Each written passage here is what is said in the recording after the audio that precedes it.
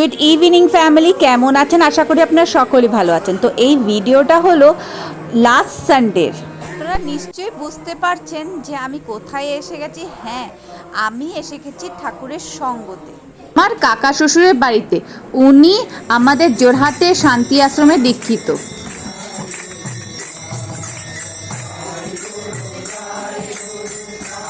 সঙ্গতে আসলে ভালোই লাগে, তাই না? আর অনেক কিছু নিয়ম কানুনও জানা যায়, কারণ কি সব ঠাকুরের তো সব নিয়ম আলাদা থাকে, তাই না? আর গানও আলাদা থাকে, শুনতে ভীষণ ভালো লাগে। তো কি করা আর যায়, কারণ এখানে বসে থাকলে তো হবে না, একটু অতিথি আপ্যায়নের জন্য ব্যবস্থাও করতে হবে। তাই আমি এখানে প্রসাদ প্যাকেজিংয়ে কাজে লেগে গেছি।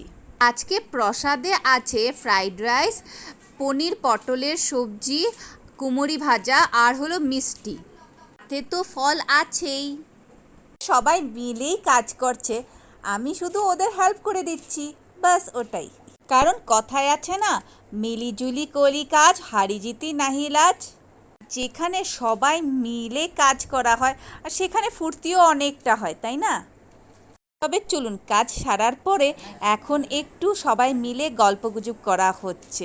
তো আজকের জন্য এতটুকুনি। ভালো থাকবেন, ভালো রাখবেন। আর হ্যাঁ, যদি ভিডিওটা ভালো লাগে তাহলে একটা লাইক দিয়ে শেয়ার দিয়ে পাশে থাকবেন। তো বাবা।